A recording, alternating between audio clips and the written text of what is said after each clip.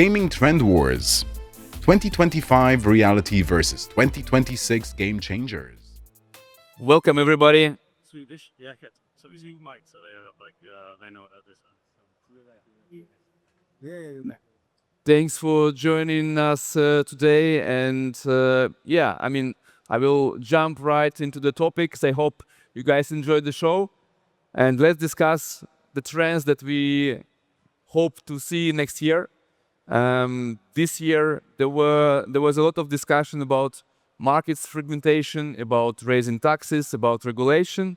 But some changes are here already, and we expect some changes in 2026. And I want to start with the first question actually to Pierre. How can regulators and the industry work together to make sure that the new frameworks support growth and transparency rather than an internationally pushing activity offshore?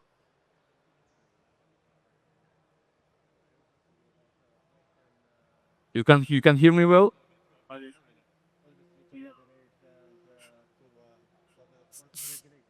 So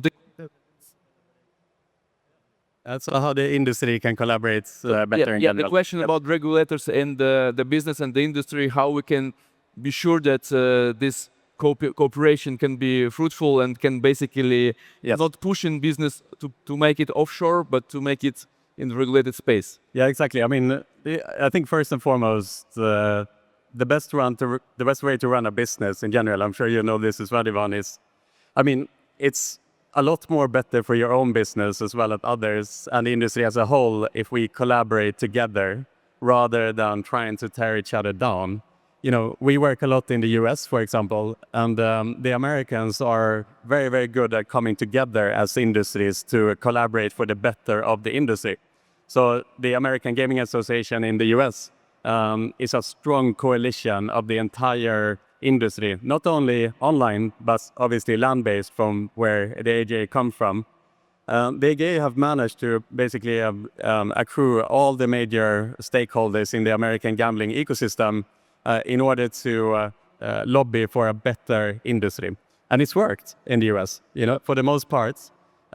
Most of the states are regulated in the US, not all, but most. And the American Gaming Association and its members have a really strong voice in the US to actually be able to communicate with regulators and actually have an impact. Whereas here in Europe, we kind of lack that. You know, the industry is a lot more fragmented here. We have a lot of local industry organizations. Say, for example, in Malta, we have IGEN, obviously, by Enrico Bradamante. Sweden has its own industry organization, Netherlands has its own, Europe has one as well, but there isn't anything that is really bringing the industry together in one unified voice. And that makes us a lot more susceptible and vulnerable to regulators regulating without the opinion or the voice and so on from the industry.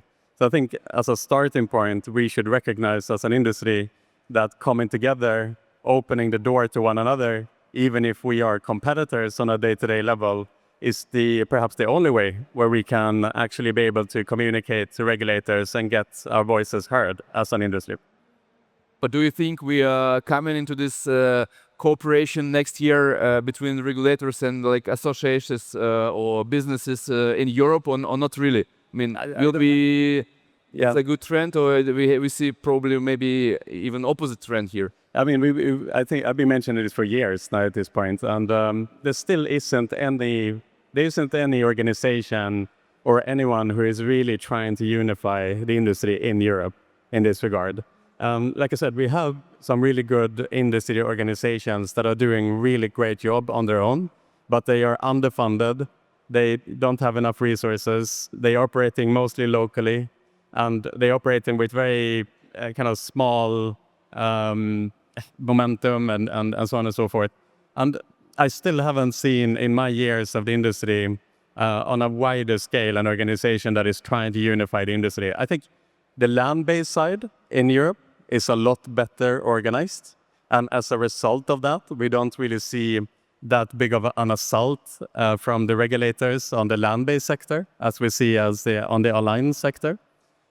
So the land-based sector in Europe have proven that it can be done.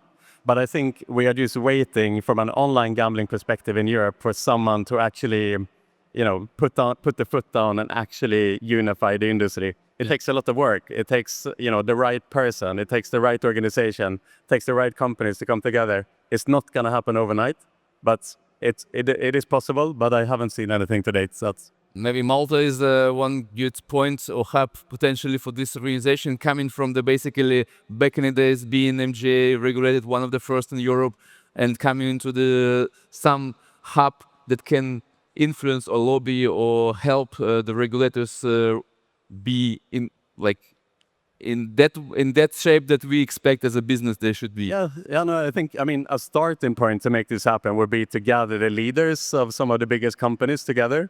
And just have that dialogue. How do we create an entity that can unify the industry, let's say. I think that would be the first step, just to get the right people in the room, align people, kind of get commitment from big organizations that yes, we are willing to invest in an organization like this, and start from there. It starts from the top, and we have great industry leaders who are really passionate about the industry. It's just about gathering everyone in the same room, I think, and just have a starting point, to be honest. And Heathcliff, what do you think? Your background is a little bit of regulation. I'm not a little bit, but quite a lot. And what do you think about this? Well, I agree with what Pierre is saying. Yes, the industry. This was, to be honest, one of the major. It was one of the major issues which the industry had over the years. It was always a fragmented approach, and in line with what Pierre rightly said, the industry always had this fragmented approach. There were too many different interests. So different groups, the big groups collaborate together, the smaller ones collaborate together, but there isn't an approach via an association. Across the EU, I think it's even going the opposite way, because ultimately, since there is all this fragmentation in terms of regulation, and to be honest, I'm not seeing it changing anytime soon, that obviously has the same fragmentation for each and every country. There are so much interest, so much different interests that operators simply focus on their own. If you look at what's happening across the EU with this regulation, you mentioned Malta and how it started in Malta. When it started in Malta, it started with one license being passported towards the other EU states. Obviously, now across the EU we moved completely away from that, and I'm not seeing it happening anytime soon, to be honest. And I'm not seeing it sort of becoming like it was before. So I don't think we will have the passporting anytime soon. But yes, you don't expect it. I don't think it will happen anytime soon. I think across the EU, what we will start seeing, hopefully faster than it is actually happening, because I think it's happening at a very, very slow pace, is some form of harmonization. I mean, if you look at what happened across the EU, the real reason, no, not many will admit it, but the real reason why governments wanted to have a country by country, a state by state regulation model is for the taxes, and rightly so. I mean, governments wanted taxes. Governments weren't happy that taxes related to gaming were sort of being split in few countries. So now we have what we call the point of consumption model. So tax is paid on consumption, where it is consumed. If a player is in Italy, the tax needs to be paid there.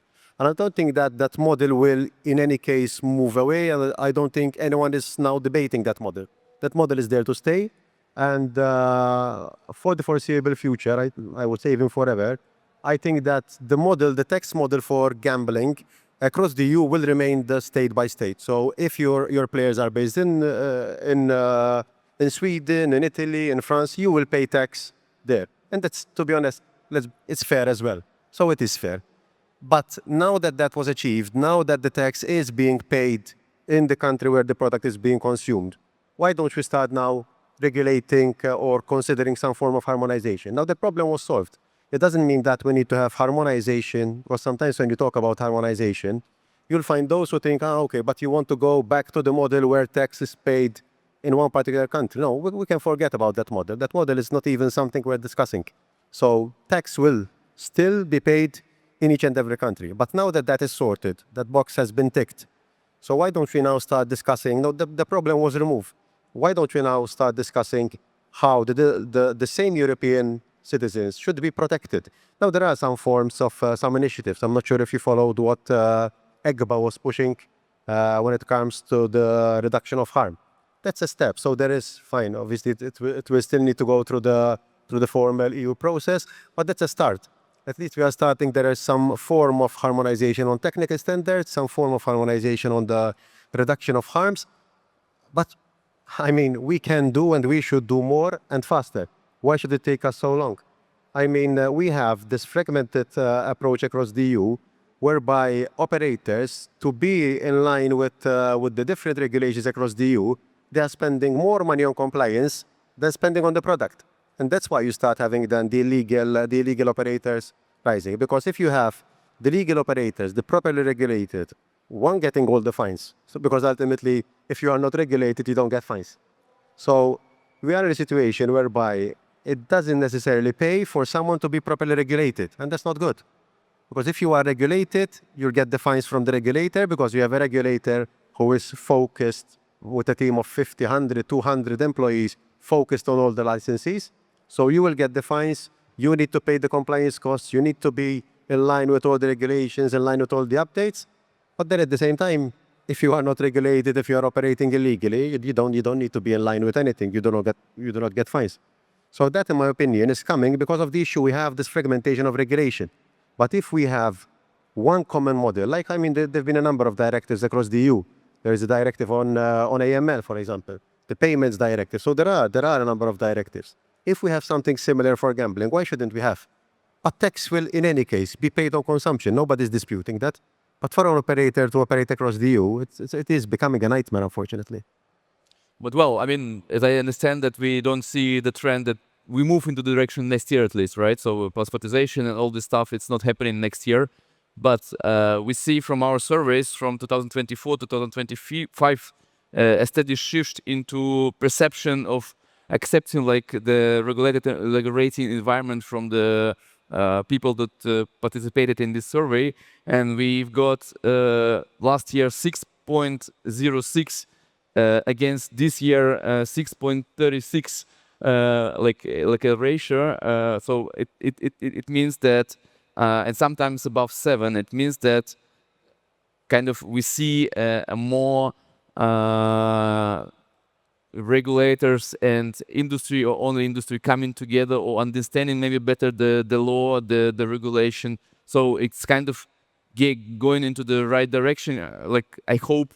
Do we really see this, or it's something that we maybe just see in some countries, but not in the whole European Union? No, if my opinion is that ultimately it can even be more, because operators want to be regulated. So make no mistake, operators want to be regulated. The vast majority of operators want to have proper regulation. Yep. And regulation gives clarity, even clarity for the business. Because if you are a business, you want to know the rules. You want to make sure that you are in line. Not many are those operators who in reality want to operate in an illegal way. You will always have those who want to operate illegally. You'll always have operators who, for them, operating without a license is worth the risk. But you cannot control that. But yes, I believe that the vast majority of operators want to be regulated. They want to be regulated properly.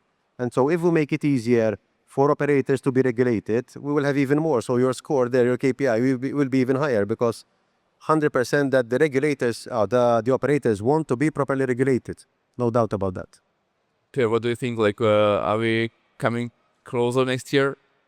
I mean, I think you know, the industry is born from gray. You know, that's the space we come from. We are born out of a space where there was no regulation, right? So this is always how the industry has operated. And now that the industry is becoming more highly regulated and arguably over-regulated in some sense, the industry is always looking for ways to work around, say, regulation and so on. And I think if we look at the US again, because this is a lot my perspective. Yeah, very good example of Yeah, we host our big Next New York show over there. We speak to a lot of people on an American basis. I find the Americans so interesting. I mean, think about in Europe, the way we think about gray markets. So operators will think about, okay, which is the next interesting gray market to operate in and so on and so forth, or which is the next market in general. The Americans talk about gray product, not gray market. They talk about gray product. Okay, and what I mean by that is sweepstakes, prediction markets, new, mystery boxes. There's a new product called Horseplay. I don't know why Horseplay, maybe they need a name change there, but anyway. And there are several other products that are kind of skirting the regulated environment, but operating under another regulated framework. There's a prediction markets in the US. The reason why it exists is because they are regulated under the CFTC.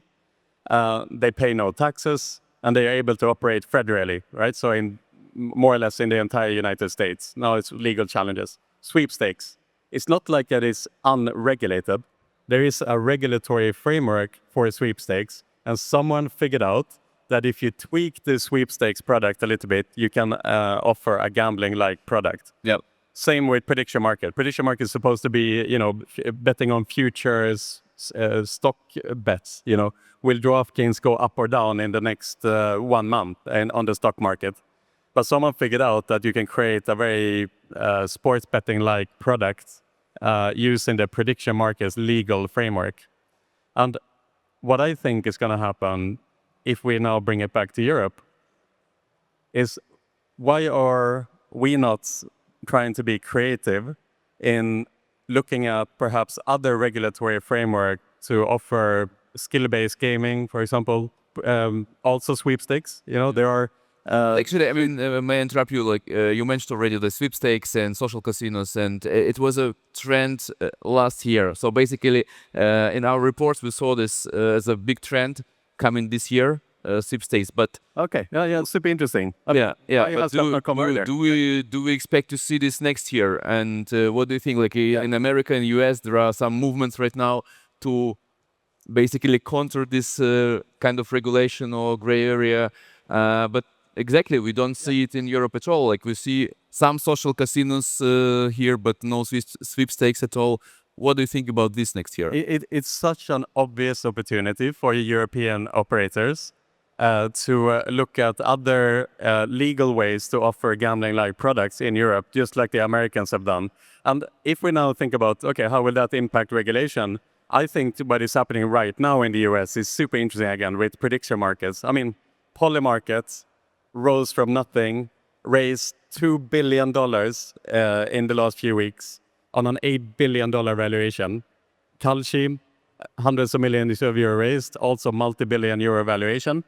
And the result of this is that DraftKings, who operate in the legal environment, have crashed 45% on its market cap, only based on the fact that people are scared that prediction market operators will steal market share from DraftKings.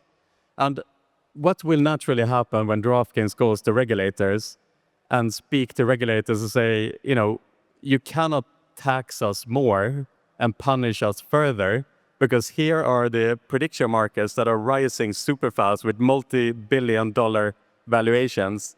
There is just no way that the regulators can punish DraftKings, which will only push them further into a potential decision to also launch prediction markets, right? Both DraftKings and FanDuel have acquired exchanges to prepare themselves to launch a prediction market product. And the only reason why they haven't launched prediction market for sports yet is because the regulators are drawing a red line and telling DraftKings and FanDuel, if you launch prediction market for sports, you will lose your license. Okay, they've drawn a very clear line for the regulators, for the operators over there. Yep. But they cannot have the cake and eat it at the same time. Yep. The regulators, I'm sure DraftKings FanDuel will accept that as long as the regulators are willing to play ball with DraftKings and FanDuel and not further punish them. Okay, so again, just moving over to the European side for a second. Now the markets are becoming more black and white when it comes to pure gambling, right? There's not that much gray space left in the industry. However, it seems to be a very obvious next step for the industry in Europe to start thinking about these gray products that are falling under legal frameworks. And again, this is another leverage point for the operators and for the industry to have communication with the regulators to ensure that the regulators are not pushing out the operators into these black markets and these gray products, basically. Yeah. And talking about the B2B side as well, so from the game provider perspective, how Popiplay is doing with or facing these changes, and what you see for the next year, how difficult it will be for you guys to, adapt the product, change the products, and to be in line with regulation. I mean, we are thankful that we didn't start, that we are not starting right now. We started the business 3 years ago, so it's a bit different.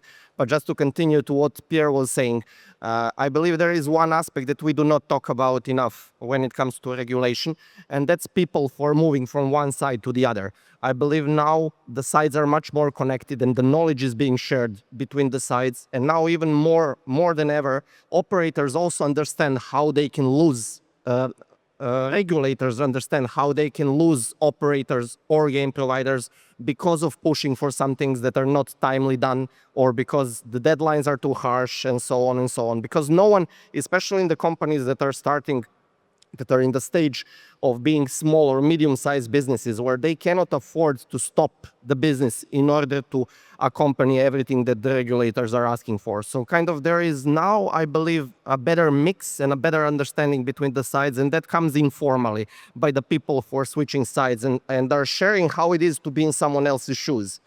For me, that's a really important aspect. And when it comes to Popiplay and game providers in general, I believe that, like with many things, there is the upside and the downside of this. The upside is we have much more information. So basically data is available, cooperators are available, so you can hire someone, you can buy data, you can make educated decisions and so on, which was not as much the case a few years ago. So on that end, we're in a much better position. But from the other perspective, it's much more difficult because ROI is much down further the line, because now you need to invest more. Now you need to get more licenses and so on. Now you need to certify more games for all the markets and so on and so on. Sometimes the process is completely, let's say, unusual and unexpected. Yeah. And, I mean, there are some regulations or regulators that bring in very, in my opinion, weird standards to the game providers as well, and I think that they miss a little bit of the younger population. That is basically, this is a trend that a lot of young people become 18 years old and then 18 years old every day, but they used to, and they lived with the smartphone. They used to, get this behavior of Instagram or already TikTok as by default. So how the new these limits or regulations are limiting you in creating some features, some product features that this young audience can basically enjoy. What younger generations are asking for is not just to play. They ask for entertainment, basically. So kind of it's a completely different ball game. It's not. I mean, there is the market is flooded with the games on a weekly level, on daily level, and so on. So it's not as much about scrolling the sites and kind of finding the games that you want to test. Younger generations want to play the games that are trendy, want to play the games that streamers are playing, want to play the games that are known. So kind of it's not about scrolling game lobbies, it's about playing what matters. And in order for you as a game provider to actually prepare this and to supply this to the market, kind of you need time. It's not just like creating classic slots, creating fruits or whatever. Kind of you need real data. You need to listen to the players. You need to put that in practice and to create the games that they want. In order to do this, you need time and money. It's clear. So kind of when it comes to regulators, if they are putting and making things more restrictive for us, then we will have less of both. And that is where the trick is. So kind of you need to find a balance, and most of the game providers, at least the smaller ones, cannot let's say choose only one side. They still need to provide and to support the traditional market because that makes the revenues and so on, but they need to find time and the manpower as well to do what younger generations are asking and are searching. And those what younger generations are searching for, that is mainly represented in crypto casinos, in sweepstakes, and so on, because the two are closely connected. Yeah, but actually, I agree with your statement that iGaming industry is moving into the entertainment industry, and I don't see a big difference actually between like casual games and some even computer games that people are shooting and buying some skins. So basically, it's everything about money. Do you agree with that? Further back than that, Ivan, I mean, when we were kids, I don't know about you, but it was really popular with hockey cards in Sweden, for example, right? We would buy like a pack of hockey cards, and there would be a mystery whether you would get like valuable hockey cards or not. Now, the latest thing, I mean, Labubus, total gambling. I mean, right? Anyone owns a Labubu in the audience? It's a new gaming trend. I mean, how exciting isn't it when you buy this little box and you open it and you're like, please give me a rare Labubu, It's gambling, yes? I mean, I mean, in the US, again, I just give you a great example of how the Americans are thinking about this, because it doesn't fall under a gambling framework, the Labubu. Labubu doesn't have to apply for a local license in New Jersey in order to sell Labubus, right? Of course, we all understand that. So in the US now, there are similar products to Labubus on an online basis. We can buy a mystery box. So you get this like slot-like reveal. So imagine you watch a slot machine and then here's your like Labubu. And then you get the instant option to transfer this into money, 90% of the value of the actual product. Okay, so how is it different from a slot machine, right? But it's like very gambling-like. So this to like solidify the point that there are so many gambling-like products that we are grown up with, right? Like the hockey cards and these things. Now it just lives on the internet, and it's becoming faster to then transact this whatever you get into actual money. Yes. If I may add to Pierre's point. So just to clarify why this happens, for regulation, so any regulator across the world, there are mainly three pillars. And the three pillars which each regulator uses to assess whether something is gambling or not. The three pillars are whether there is the wager, whether there is the chance in it, if there is chance, and whether there is the price for money or money's worth. These three pillars. The moment one of these three pillars is missing, then it's not gambling. So for something to be considered gambling and thus require regulation, you need to have these three pillars. Now, if you look at sweepstakes, if you look at even when there were the very famous FanDuel and DraftKings, the fantasy games, all of them usually would have the first part missing. Obviously, they do it on purpose. To avoid gambling regulation, because obviously the moment something, so let's say sweepstakes. If sweepstakes had to be regulated in the same form or manner a gambling operator is regulated, I think the business case for sweepstakes would be way different. Because the moment the gambling regulations come in, it's different. I mean, you work a lot with gambling operators. You know how onerous. We have a B2B provider here as well. So gambling regulations are very onerous. But I do agree with you that, I mean, currently, especially across the EU, regulators keep looking at these three pillars. So is there the wager? Is it the game of chance? And is there the price of money or money's worth? The moment there isn't, they say, okay, we're not involved. It's not us. But in my opinion, I think it is time. I do agree with you. We cannot across Europe. We cannot keep saying, okay, it's not gambling, then we do not regulate. I believe there needs to be some form of other regulation. Now, to be honest, when we talk about regulation, especially for companies who are today not regulated, and being an ex-regulator myself, sometimes I tell them, well, be careful what to wish for. Because sometimes regulation can help, but sometimes if regulation comes in with over-regulation, then it can kill a product. If you look at the States, since you mentioned the States quite a lot, if you look at the product, like for example, when there was fantasy sports, obviously it was very successful fantasy sport. But if you look at it, it was in reality a substitute of something else which the clients really wanted. Why? Because obviously in the States, sports betting wasn't approved. The moment sports betting started being approved, in the States where you have sports betting, obviously you start seeing the shift.